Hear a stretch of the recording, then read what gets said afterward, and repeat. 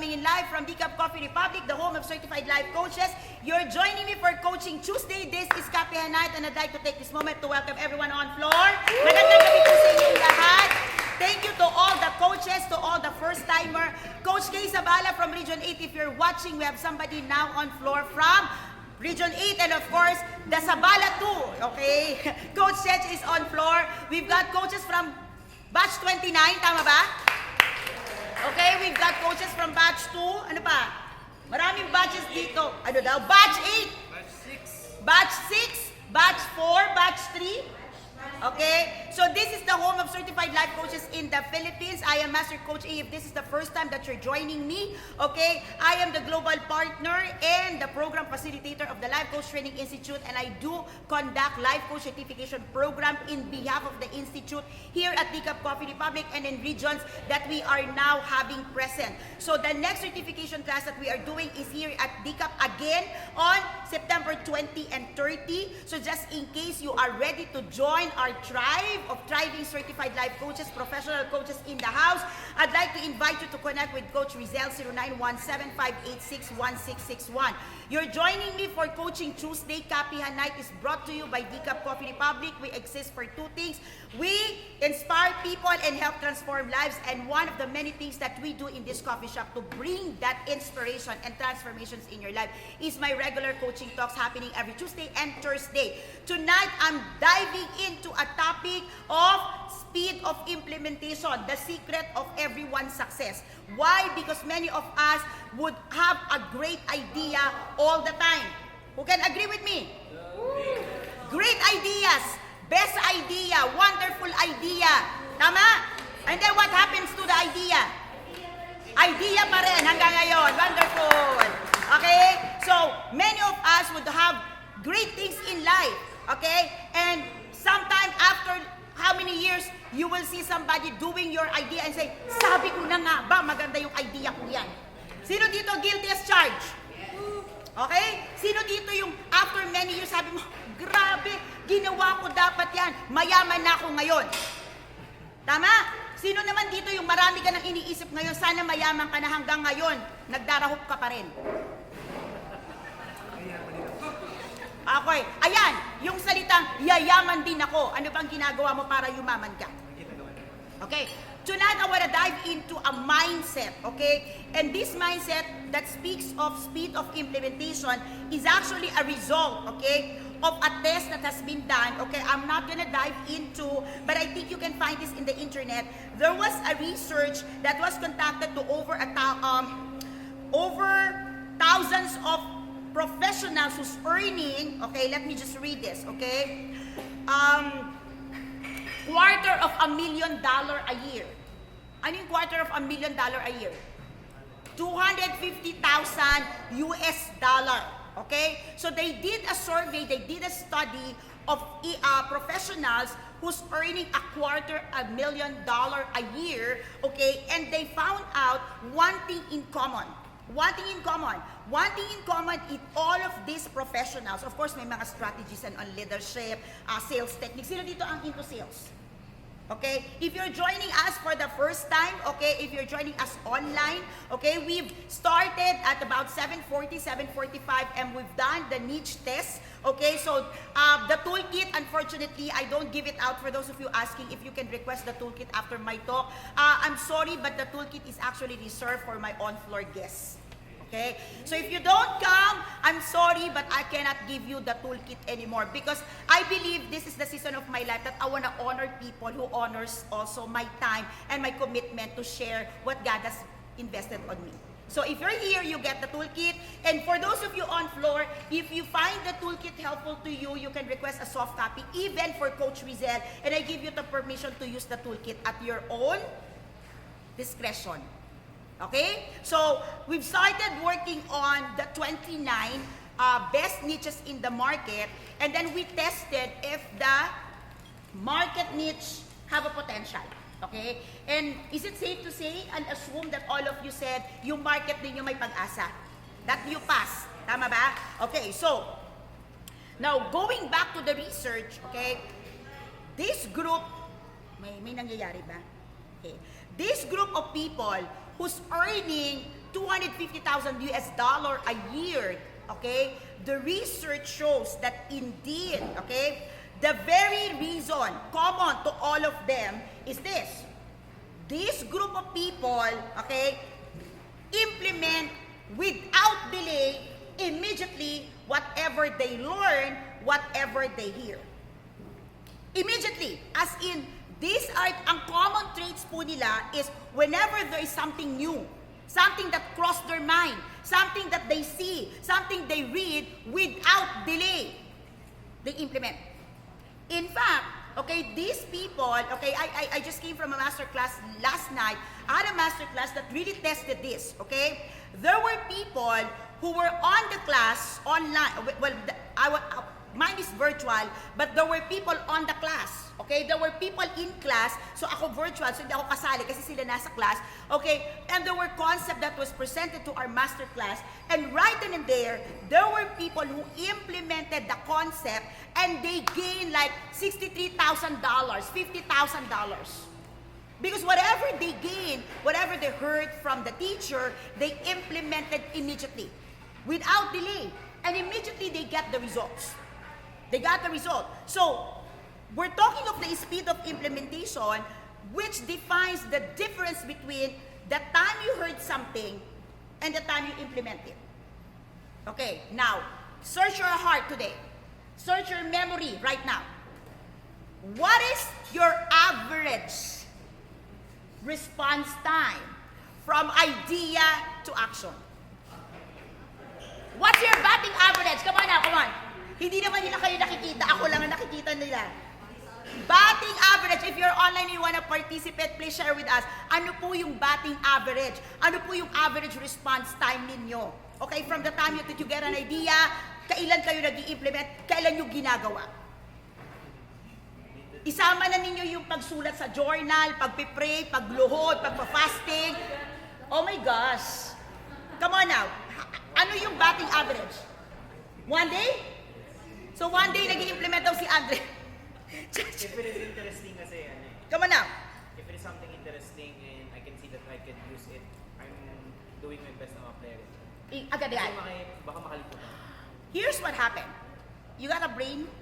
Yeah. Do you understand that we've got brain? Here's what happened. When we get a new idea, okay, it's supposed to be implemented immediately so it gets to our memory and it gets to our nervous system. Because if we don't do that, immediately that goes to drain and that space will be occupied by something else. And trust me, batting average, you will not implement it anymore. Almost certainly, you will forget about it. Key of the speed of implementation is always a key. Okay? So, I want to go back to my question. What is your batting average? What is your response time from new idea, new concept, new knowledge, new technology to implementation? On the average, how long it will take you to respond?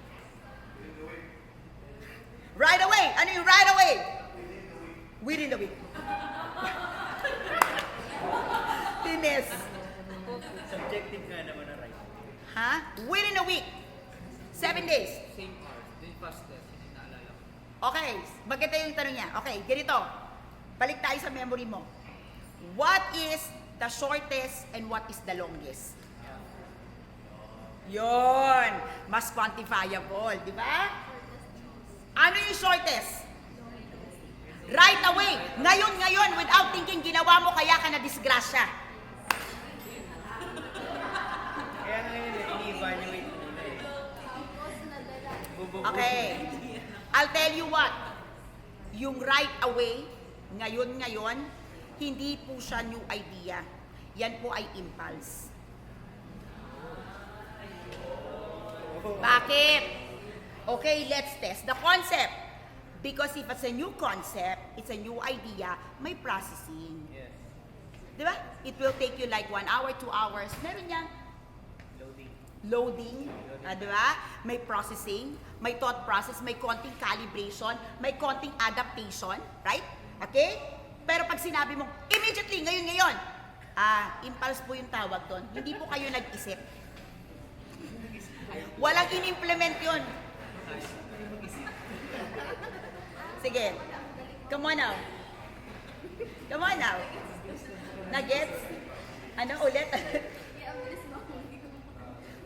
Kaya mabilis kong sabi ni Coach Mauri, sabi po ng HR namin, kaya pala ang bilis nyo nahuhuli. Oo, na hindi nag-isip.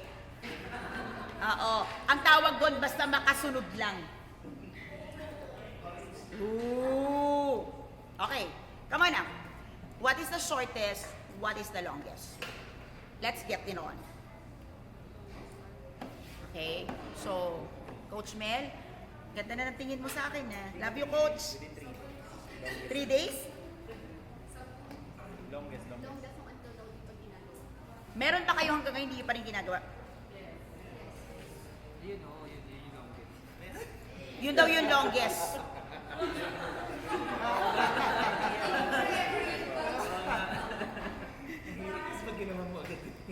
Making sense? Am I connecting? Are we talking now? Now, when we started, I asked you, okay, to really get into mental frame, to your radar, the market, the people you want to serve, you want to help. And I further asked you to come into terms, come into mind, one thing in you right now. Wala kang bibilin, wala kang pag-aaralan right now, meron ka that you can offer to this market. Lahat tayo meron? Okay. When do you think you will implement that? When do you think you will do that?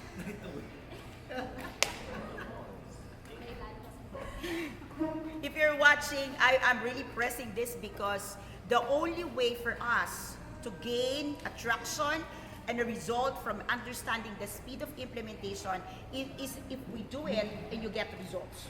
And then you understand, yun pala yung ibig sabihin, bakit kailangan mabilis.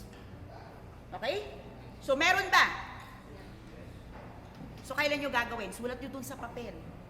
Make a commitment. When are you doing it? Getting this? Okay. I'm gonna share with you 3 things. This is gonna be a short talk. I'm gonna share with you 3 things that I want you to consider, okay, for you to finally put yourself into the push. Okay, into the push. Ikaw yung maglagay ha, huwag ka magpa-push sa katabi mo. Okay, into the push button that you will take the action now. Okay? I wanna ask you 3 questions. Ready? Born ready? Ready. Be first is better or better be first?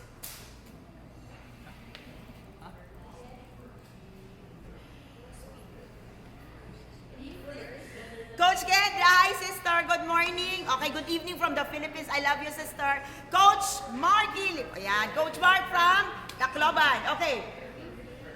Be first or be better first?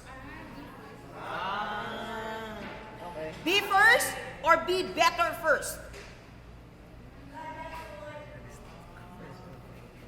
Be first Gets ko na kayo or be better first? kaya nag-connect yung ngayon na agad. Come on now. You're getting the shot? Yes. Be first. Okay, it's better or be better first? Be better first. What's your answer? Be better first. Sino may sabing be first is better as against be better first? Sino yung una? Be first is better. To you. Sino nagsabing be better first?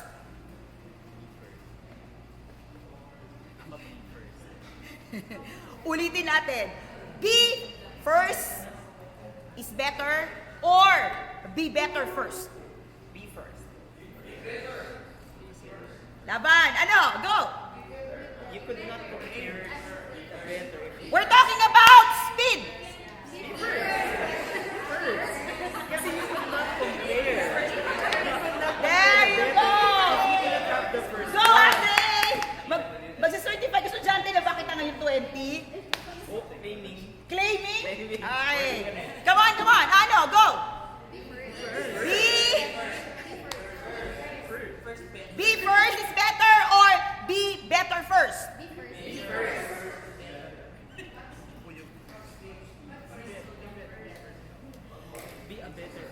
let's look at the first part. The first one is be first is better. Okay, first statement, be first is better.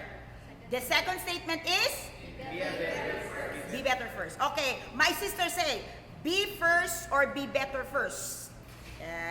Be first or be better. Tama naman, sister. Okay. Okay, be better first, be better first, be first.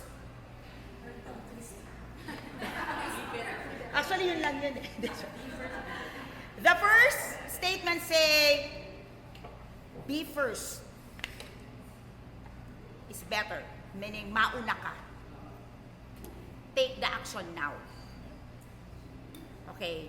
You have this saying that says, the early bird. It's the early bird. Huh?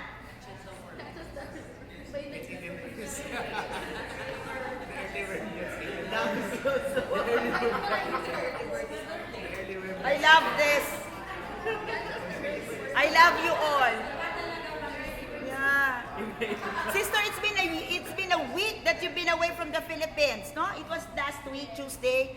Okay. So, what's your answer, sister? Early bird catches the early worm. Kasi pag wala daw worm, wala ikakatch. The first option says, you be first. You be first. The second option, the second says, be better first. Now, how many times you don't want to take actions because you don't believe in yourself? Lot of time. They get it now, sister. Yes, yes, they get it now, finally. Lot of time. We're talking about speed of implementations. And countless of times, how many of you would say, I'm not good enough. I'm not ready. I'm not equipped. I'm not trained. I don't have finances. I don't have support. I will ask my mom. I will ask my dad. I will ask God. I will pray. I will fast. I will wait until I reach this age. Dahil waiting sa bed. I will be trained. I will get training. And then after you get training, I will get practice. I have not practiced. When are you practicing? I'm still busy. Coach K. Sabala, coaching! So, how many of you always goes on the second? You keep all the equipping, you get all the training, you get all that you can get. And you put it inside the cabinet. Inside the computer. And forget the goal. And say, I am equipped. When will you be ready? Oh, I will practice. Because I need to be better. And you never get better. Because another idea gets into you. You get another idea. And again, you wait to be better. And again, it goes to train. Be first. What happened? Coach Mix, what happened? If you become the be first. Be first to it. You fail more, you fail fast, but you learn. Great. Yeah. Look, if you better yourself, is that a guarantee you're not gonna fail? Come on, talk to me. Being better, being a master, being an expert, is it a guarantee that you'll never fail in life? Well, I would always say this to my apprentice. The difference between a master and an apprentice is the master fails more than the apprentice did. We failed more. Have more failures than you are. That's what makes the master is, because we've got more experiences. So, be first is better or be better first? Be first. Napilitan. Sige na nga, be first. This is a beautiful night. Ano na? Ulitin natin, be better first or ano? Be first. Pag inulit natin, tingnan natin kung magbabago yung utak sabit yung tongue twister. Hindi, brain twister to. Okay, sige. In your own words, how do you want to take this statement? What is your declaration? Declare it now. Gawin na agad. Wag nang maghintay. Pero ano pa rin, loading pa rin na maayos. I want to take this example when you, how many of you here have seen new businesses in the economy, in the society, in the environment? I mean, bagong negosyo. Okay. And many times you would say, ang swerte naman nila. Tama? But you know what? Before those businesses thrive, somebody have thought the idea, presented the idea, rally for it, and you didn't want to take any action. And by the time you're taking action, huli ka na sa competition because those people who dive in first have taken already the fruits of their labor. Many times, I'm talking to you if you're an entrepreneur, you're a business person, you're somebody who's shifting from one profession to another professions. You want to do all the research that you can do, which is really good, which is really great, okay? Because we have to come prepared, equipped, empowered. But the thing is, the more we know, the more we suffer from analysis, paralysis. Okay? One thing I learned in life is that learning much, experiencing more is not a guarantee that I'm not gonna fail. Because what I realize is the more we gain expertise, the more we master something, the more we achieve, the more we become risk taker. Right? Yes. Because we are confident. And the more we risk, I think I heard it from you, Chito, that you've done a lot. I got it, Coach Chito, right? That because we are gaining tractions of what we do, we're getting results, the more that we are confident to take on new things. And the more we take on new things, the more the space for failure. So we fail more. But the more we fail is the more chances of winning. Yes, Coach Mix? Because if you never try, you'll never win. Right? So the time you're waiting to be better as against you getting there and be the first and immediately you get to learn, can you make it? Can you nail it? Or you need recalibration, you need some adjustment, you need some support, and you'll get it. You'll get it better each day. But at least you got the first part. Come on now. Who's guilty? Guilty? Okay. I want you to do something. In your paper, really, make a declaration whether you will continue to better yourself first or you are making a commitment that you will be first this time. Okay? Give yourself a big reminder in that piece of paper. Okay? It would be best if you have the niche test, right? Write in there your statement across in big bold letters so you get to remember your commitment tonight. Okay? Ready for question number 2? Okay. This one will require your honesty, your vulnerability, big word, and your humility. Are you ready? Yes. What is your negative capability? Capability.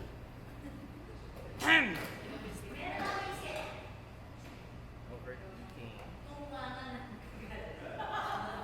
Tumungan. Whenever you talk about capability, you always think of positive capability. And most of the time, your positive capability is also what hinders you to take action. Right? Because most of the time, we want to protect that positive capability. Okay? Because if we fail, we have this feeling that our positive capability is being deducted, being deduced. Now, we want you to take a posture now, a shift in mindset, okay? A paradigm shift here and think about your negative capability. Okay? It's interesting. You're thinking too much as if you don't know.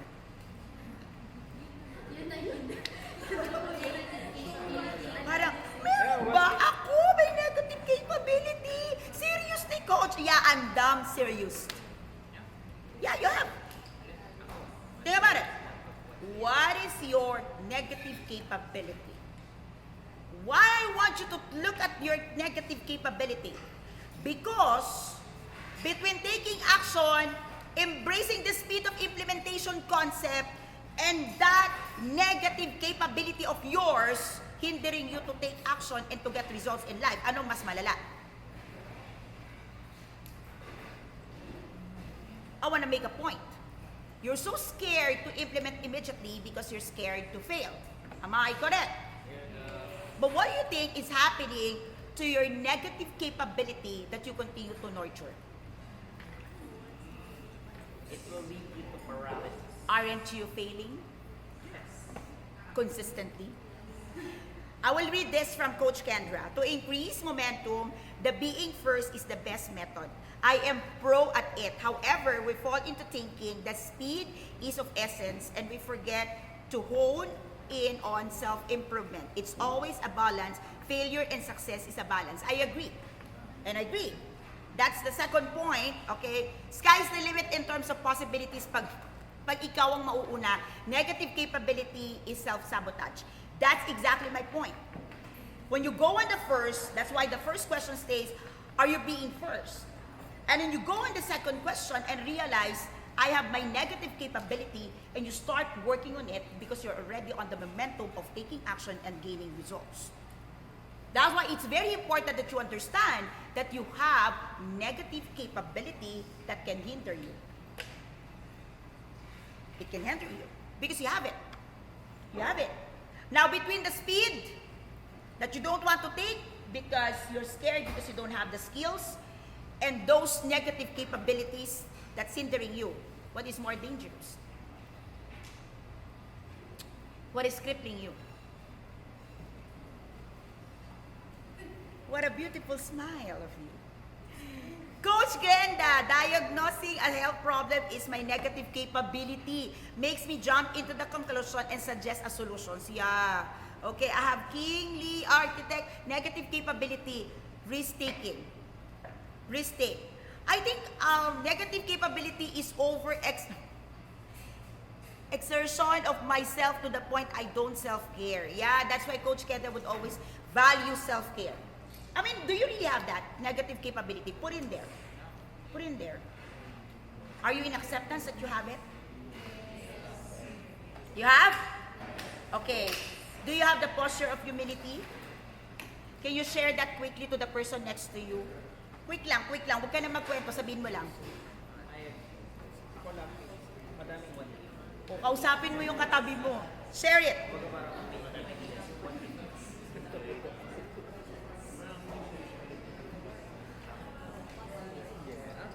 Okay? I'm on my third question and my last.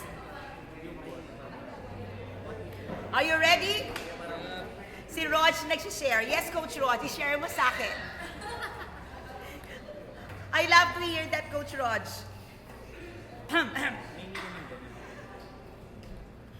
Okay, question number 3. Are you ready? I'm on my last, so we can process your toolkit later on. Okay, last question. What is your conversion of currency? What is your conversion of currency? Currency. Pera. What is your conversion of currency? Yours is time. Come on. What is your conversion of currency?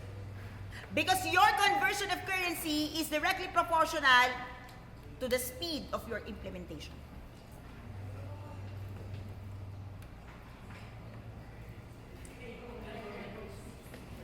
Yes, Coach Candy? Kaya walang currency, correct. That is, there's always instances that we have to push. Yes. Correct. Now you're thinking. currency. Your conversion of currency, remember that currency is a representation of our value. Okay? Whatever is valuable inside of us, the value that we have amassed or gotten over the years of service, practice of the profession, that's our value. And we convert it to money. There's a money conversions. Now, what is your money conversion now? To you, what is money? What is money? Because if you understand, Coach Mix is saying, his currency conversion is time. See?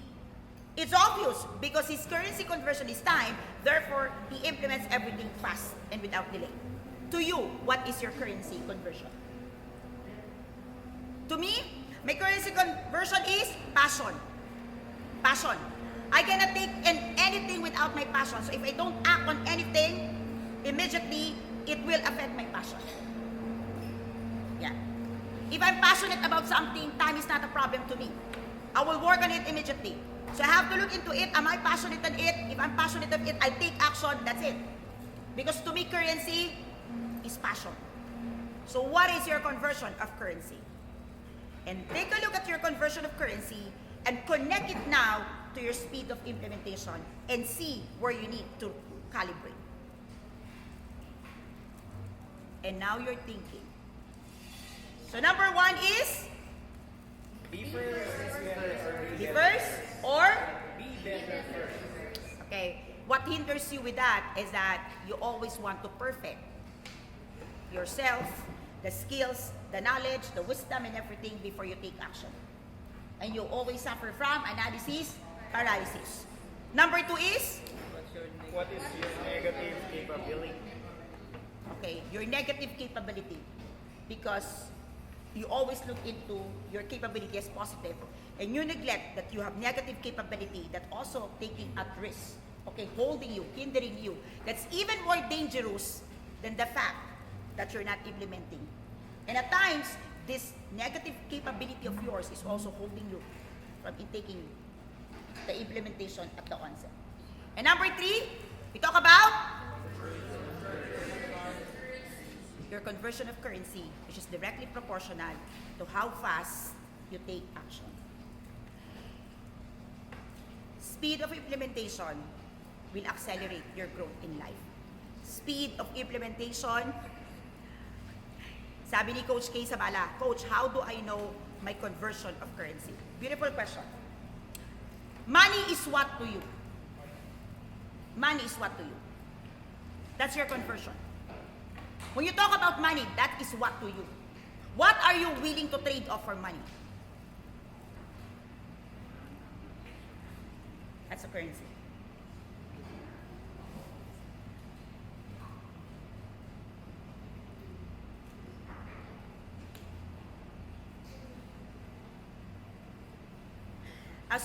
As you learn new techniques, as you discover new things, as you hone on new things, or even get a aha moment. Tonight, do you have it? Okay. Implement it immediately. Immediately. And I guarantee you'll get results without delay. Because from doing nothing and doing something, no matter how little it is, will definitely yield to our results. Things can only be changed when we have a change of mindset. And with the right posture of heart, a changed mindset, the right posture of the heart will guarantee that whatever you take in life will be successful. When I say successful, you are sure to win. You are sure to win. Because a change of mindset will always give you a better result, a new result that you cannot take, you cannot have, if that mindset remains to be on a fixed mode. Good night, everyone. This is Coach A. I'll see you on Thursday. Bye-bye!